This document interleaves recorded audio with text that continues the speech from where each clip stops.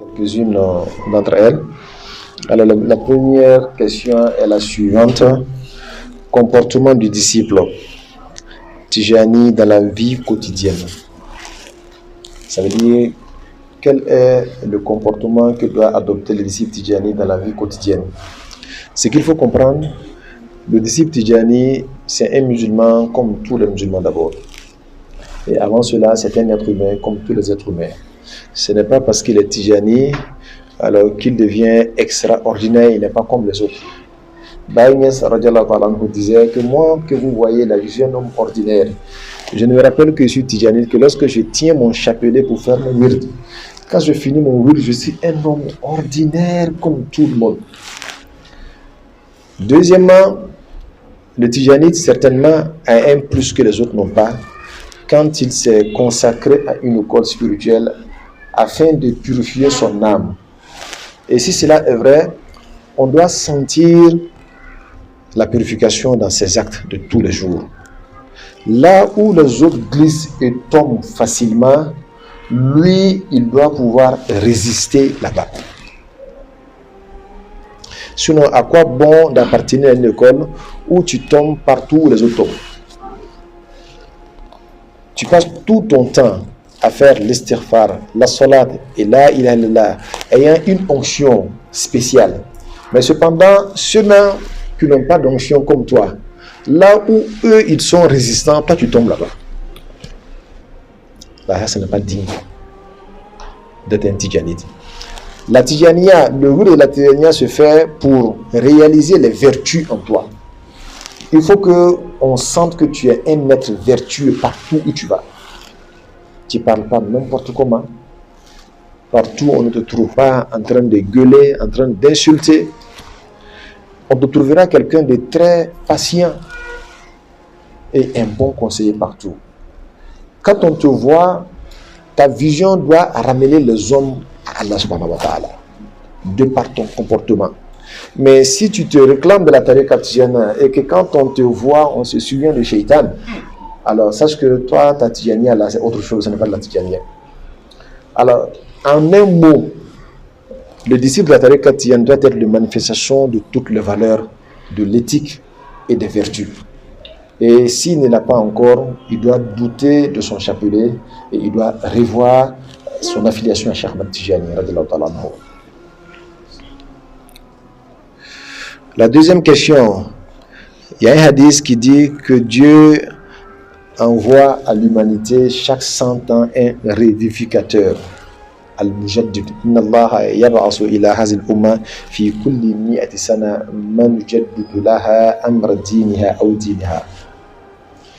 Le prophète sallallahu alayhi wa sallam a dit, je pense que le hadith se trouve dans Musnad Ahmed, qui dit que chaque 100 ans, Dieu envoie à cette communauté quelqu'un qui viendra revivifier sa foi.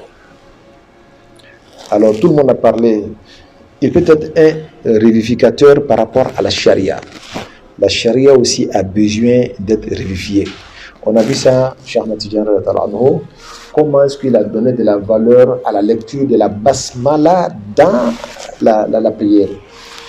Sunna kanat kadin darasat. C'est une sunna que les gens avaient négligée. Mais il a insisté dans ta prière, avant de lire la Fatiha, Bismillah ar-Rahman ar-Rahim, il faut commencer toujours par Bismillah ar-Rahman ar-Rahim. Avant de dire Alhamdulillah ar-Rahim, il faut commencer toujours par Bismillah ar-Rahman ar-Rahim. Il dit que c'est une sunna réelle du prophète Mohammed sallallahu alayhi wa sallam. Il a fait qu'aujourd'hui, les quelques 500 millions de Tijanites qui sont là, et tous quand ils prient, ils commencent toujours par la basmala. On a vu Cheikh Ibrahim Niasse qui est arrivé à un moment où les gens avaient attribué à Cheikh Ahmad Tijani qu'il priait les bras ballants. Donc de ce fait-là, beaucoup de personnes avaient négligé la sunna de la qabd, c'est tenir les mains sur le plexus, sur la poitrine en priant. On a pensé que alors que ça n'a rien à voir avec ça. C'est une sunna du prophète Mohammed sallallahu alayhi wa sallam. Il a même écrit un livre où il a défié le monde entier, surtout le monde africain, qu'il donnerait tous ses livres et les livres de son disciple Obaringen.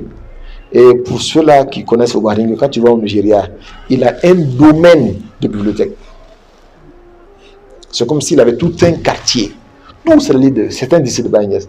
Il dit que si tu as pu trouver un seul hadith qui prouve que le prophète a prié une seule fois les bras ballants, lui te donne tous ces livres là cadeau. Un seul hadith. Le prophète et les compagnons qui étaient avec lui, et tous priaient dans les prières obligatoires les bras ballants. Ça n'a rien à voir avec le wahhabisme. C'est une sunna du prophète sallallahu alayhi wa sallam. Les gens ont dit, ah, mais ton père même priait les bras ballants. Il dit, la sunna, là, je la prends du prophète, pas de mon papa. C'est le prophète qui est masdar sunna. C'est-à-dire que l'origine de la sunna. Quand tu prends la sunna, tu dis, le prophète a dit. Tu dis pas que mon papa a dit. On dit, mais la plupart des Tijanites prient les bras ballants. Il dit, je dis, prier les bras croisés là, ça fait partie de la sunna du prophète sallallahu alayhi wa sallam. Cheikh Ahmad Tidiane est venu avec la tariqa, il n'est pas venu avec la sunna. Donc quand on prend la tariqa, on prend chez Cheikh Ahmad Tidiane. Quand on prend la sunna, quand on prend la tariqa, Cheikh Ahmad Tidiane, quand on prend la sunna, c'est chez le prophète Mohammed sallallahu alayhi wa sallam qu'on prend. Et il avait défié ainsi tout le Sénégal. Tout le Sénégal. On dit, mais c'est quoi ça là? C'est quel jeune encore qui est venu avec de nouvelles choses? Mais finalement, ceux qui ont fait de lecture, ils ont accepté. Et ce qu'il faut éviter, c'est at-ta'assubu lid-dini. Ça veut dire que comme mon père l'a fait, même si ce n'est pas la vérité, je ne fais pas. Je ne fais pas ce qu'ils disent de faire, je vais suivre mon père, même dans l'erreur. Et la plupart des musulmans étaient comme ça. Il faut éviter ça. Voilà, donc les révificateurs, soit ils viennent, ils vivifient une sunna qui est en train de mourir, ou bien ils vivifient une valeur morale que les gens ont manqué. C'est ainsi que Cheikh Ahmad Tidiane est venu. Il a vu toutes les tariqas étaient là, mais les tariqas avaient atteint un certain niveau où c'était la baraka de la tariqa Tidjane, la baraka des tours qui existaient. Quand tu rentres dans une tariqa, une école spirituelle, tu profites plutôt de sa baraka que de profiter de sa cible. Comment faire pour atteindre Dieu? C'était plus l'affaire des êtres humains. Ah, j'ai fait ce zikr là, mais j'ai vu tant en songe. Ah, mais il a fait que donc il reste là. Finalement, c'est ça qui les intéresse. Il voit la vie devient de plus en plus facile pour lui. Ah, mais tout ça c'est bon, c'est la baraka des écoles spirituelles, mais ce n'est pas le but des écoles spirituelles. C'est ainsi qu'il a dit tadoum wa tabqa ma'a duhurin kathiratin wa fi akhir az-zamani ta'ti bi faydatin fayadkhuluha al-wara afawi jarabatan lima shahaduhu min lawaqih wusla. Il dit que ma tariqa là, elle va demeurer jusqu'à la fin des temps. Et à la fin des temps, elle va nous offrir ce qu'on appelle la faïda.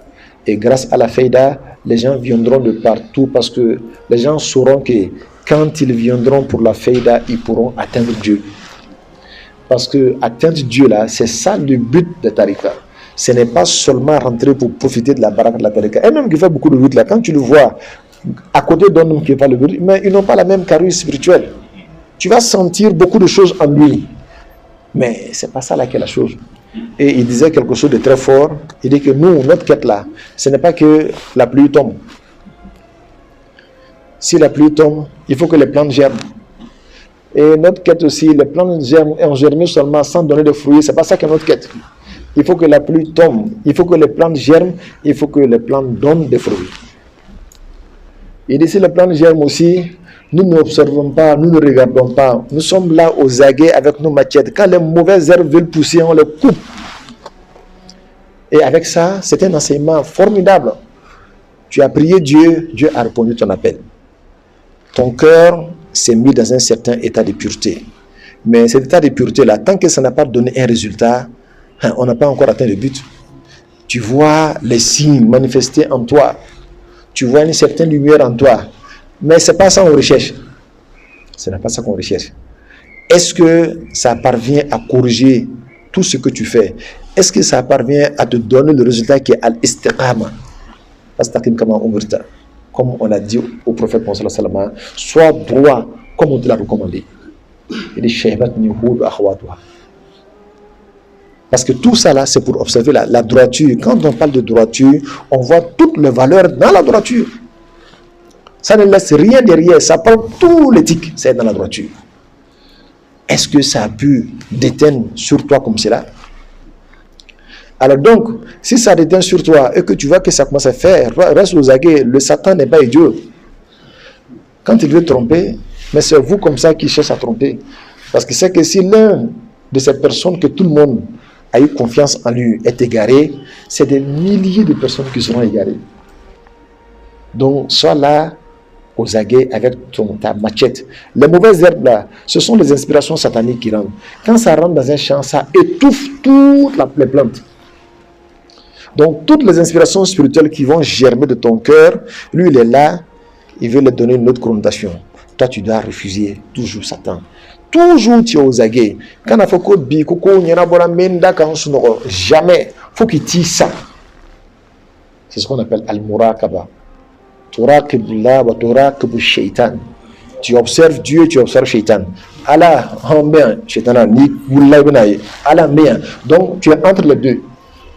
Il veut Shaitan lajɛ, il veut Allah lajɛ. Il veut Shaitan lajɛ, mɔgɔ c'est kana sarada ma ayi dun sera sɔrɔ i dusukun na. Il veut Allah lajɛ, mɔgɔ sɔn i k'i ni kɔdo Allah la waati bɛɛ lajɛlen. Alors donc voilà Hassan, le comportement, le vivificateur certainement il viendra. Et Cheikh Ahmed Tijani radiyallahu ta'ala anhu a vivifié les voies spirituelles en redonnant l'esprit de voie spirituelle aux voies spirituelles, qui est comment faire pour atteindre Allah subhanahu wa ta'ala. Et cela s'est manifesté dans les mains de Cheikh Ibrahim Niasse. Et avant cela aussi, il y a beaucoup de vivificateurs qui sont passés. Jusqu'à la fin des temps, s'il y a possibilité, si le monde a besoin de ça, Dieu envoie toujours quelqu'un. Et toutefois que tu vois qu'il y a une grande ou un grand égarement quelque part, c'est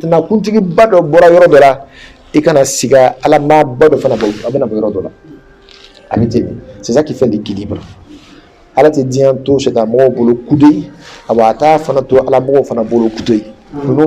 Chaque jour, il y a le match qui est là. Il y a 5 Africains qui jouent. Celui qui gagne, c'est lui qui a gagné. Est-ce qu'il y aura un révivificateur spirituel après Baïs? Alhamdulillah Rabbil Alamin. Est-ce qu'il y aura un révivificateur spirituel après Baïs? Alors donc, c'est une question qui est assez pertinente. Et nous sommes convaincus d'une chose, c'est que le monde est en train de tendre vers sa fin. Le monde est en train de tendre vers sa fin. Alors, s'il y a un révivificateur, la personne ne viendra que pour soutenir ce qui est passé.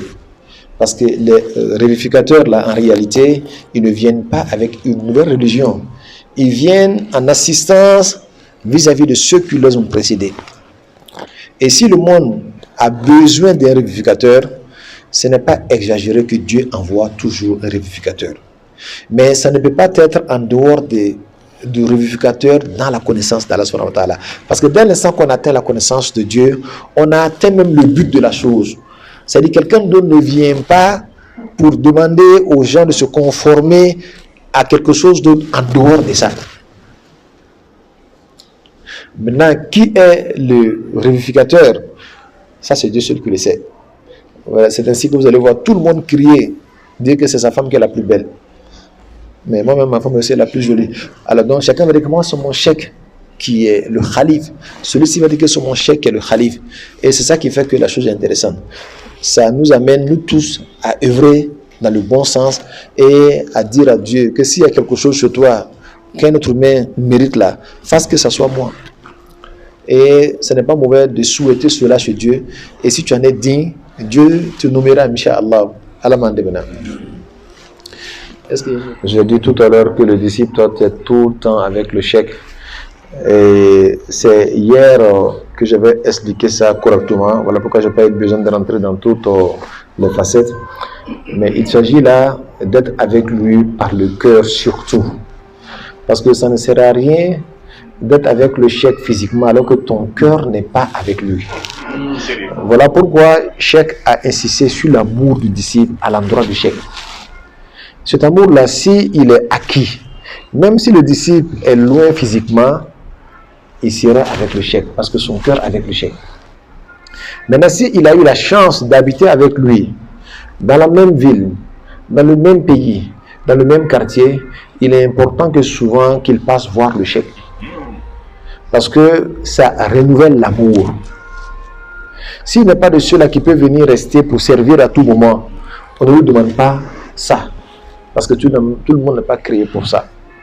Mais au moins, faire 3 mois, tu es dans la même ville de ton maître et tu ne passes pas le voir, cela démontre la lèpre spirituelle.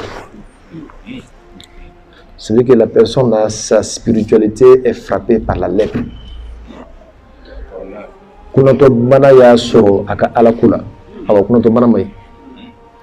pourquoi Cheikh Ibrahima Niass a insisté kalanden kana son ka kɛ dugu kelenna n'a ka seku ye a bɛ kalo 3 kɛ a ka seku bɛ yen n'a tɛ se ka taa fo ka taa ɲa d'a kan k'i ɲa da i ka seku kan a bɛ hɛrɛ jidi de hɛrɛ caman de bɛ jidi mɔgɔ dɔw bɛ yen n'i y'o lajɛ dɔrɔn bɛ dɔ bɛ fara i ka alamaya kan. C'est ainsi que le prophète sallam a dit, quand les compagnons se sont regroupés autour de lui au soir de sa vie, on dit, oh Mohammed, man jalisu ba'daka ya Rasulallah, avec qui doit-on rester après ta mort? Et dit, jalisu ba'di man iza ra'aytumuhu zakkaratkum ru'yatuhu Allah. Et dit, demeurez avec des gens que, toutefois que vous les voyez, leur vision vous rappelle Allah subhanahu wa ta'ala. Donc, ce sont les hommes que nous appelons les cheikhs, les personnes qui sont imprégnées, anéanties en Allah subhanahu wa ta'ala.